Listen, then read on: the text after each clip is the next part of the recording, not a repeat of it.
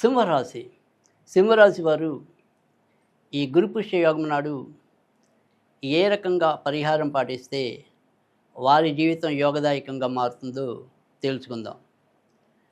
అయితే సింహరాశికి అధిపతి సూర్యుడు అవుతున్నాడు, లేదా వాడుక భాషలో రవి. అయితే వీరికి ప్రస్తుతం రవి అన్నవాడు ఒక్కడే కొంతవరకు లాభస్థానంలో, బుధుడు కూడా కొంతకాలం లాభస్థానంలో సంచరించడం అనేదైతే ఉంది. కానీ ఏదైతే ఉద్యోగ కారకుడు, ఆలోచన కారకుడు వీళ్ళిద్దరూ కూడా ప్రస్తుతం వ్యయస్థానంలోనే, అంటే గురుడు కూడా వీరికి వ్యయస్థానంలో సంచరిస్తున్నాడు. అలాగే ప్రస్తుతం శుక్రుడు కూడా వ్యయస్థానంలోనే ఈ గురు పుష్య యోగం నాడు సంచరించడం అనేది జరుగుతోంది. కనుక మరి వీరికి ఆ రెండింటి స్థితి వల్ల, అంటే ఉద్యోగాల్లో వాటిలో లేదా వృత్తి ఉద్యోగాల్లో వ్యాపారాల్లో సరైన నిర్ణయాలు తీసుకోలేకపోవటం, తొందరపాటు చర్యలు, తర్వాత ఆకస్మికంగా ఏవైనా సరే ఉద్యోగాల్లో ఇబ్బందులు, ఒక్కోసారి అనుకోని బదిలీలు, ఈ రకంగా కొంత ఇబ్బంది పాలవటం అనేది అయితే కనుక జరుగుతుంది. అయితే వ్యయస్థానంలో ఉన్న గురుడు వల్ల పెట్టే ఖర్చు ఏదైతే ఉంటుందో అది కొంతవరకు సద్వినియోగం అవడానికి, కొంత మానసికంగా ఆనందాన్ని ఇచ్చే ప్రదేశాలు తిలకించడానికి అవకాశాలు ఉంటాయి.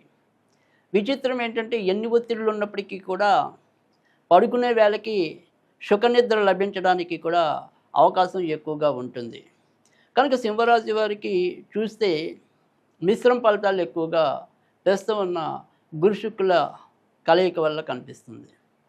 అంతేకాకుండా ఇదే సమయంలో ఒకవేళ ఎవరైనా సరే విదేశాలకి వెళ్ళాలి అనేది కానీ, లేదా తమ జన్మించిన ప్రదేశాలకి దూరంగా వెళ్ళి సంపాదించుకోవాలి, చదువుకోవాలి, ఇలా ఏదైనా సరే విద్యను అభ్యసించడానికి కానీ, లేదా ధనం సంపాదించడానికి కానీ, ఎలాగైనా సరే అలా దూర ప్రాంతాలకి వెళ్ళాలనుకునే వారికి మాత్రం ఎంతో కొంత ప్రస్తుతమైతే కనుక సానుకూలకంగానే మనకి సింహరాశి వారికి అయితే కనుక కనిపిస్తుంది. అయితే సింహరాశి వారు జాగ్రత్త పడాల్సింది ఏంటంటే కనుక కొంత సంతాన విషయంలో కూడా మధ్య మధ్య ఇబ్బందులు పడడానికి అవకాశం ఉంది. ఎందుకంటే సంతానకారకుడు కూడా వీరికి ప్రస్తుతం అయితే కనుక వ్యయస్థానంలో ఉండటం. తర్వాత రెండోది ఏంటంటే చాలా రోజులుగా మరి అష్టమ శని అనేది వీళ్ళని ఇబ్బంది పెడుతుంది. తర్వాత సప్తమ రాహు అనేది కూడా ఇబ్బంది ఉంది. లగ్న కేతు అనేది కూడా ఇబ్బంది ఉంది. కనుక భార్యాభర్తల మధ్య సయోధ్య దెబ్బతింటాం, కొత్తగా సంతానం కావాలి అనుకునే వారికి కూడా సరైన సమయం చిక్కకపోవటం, ఈ రకంగా కూడా అవస్థలు ఉన్నాయి.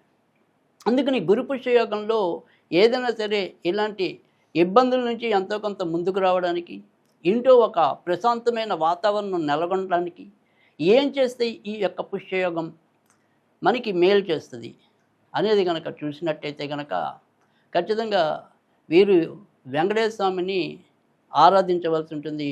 గురు పుష్య యోగం నాడు ఏం రకంగా చేయాలి అంటే కనుక వెంకటేశ్వర స్వామికి ఈరోజు బాదం పప్పు నివేదన చేయాలి. అవి మరి ఎన్ని బాదం పప్పులు పెట్టాలి అనేది కూడా సందేహం వస్తుంది. బేసి సంఖ్యలో పెట్టాలి, అంటే 5 కానీ 7 కానీ, 5 కనీసం పెట్టాలి. 5 లేదా 7, 9 ఆ రకంగా ఈ బాదం పప్పులు పెట్టవలసి ఉంటుంది. అది నివేదన. అంతేకాకుండా ఈరోజు మరి ఓం నమో వెంకటేశాయ నమః, ఓం నమో వెంకటేశాయ నమః అనేది వీలైనన్ని సార్లు పఠించాల్సి ఉంటుంది. మరి నివేదన చేసిన బాదం పప్పులు ఖచ్చితంగా మరి ఇంట్లో కుటుంబ సభ్యులందరూ కూడా వాటిని ప్రసాదంగా స్వీకరించినట్టయితే కనుక వారికి ఉండే దోషాలు ఎంతో కొంత తొలగడానికి కూడా అవకాశం ఉంటుంది.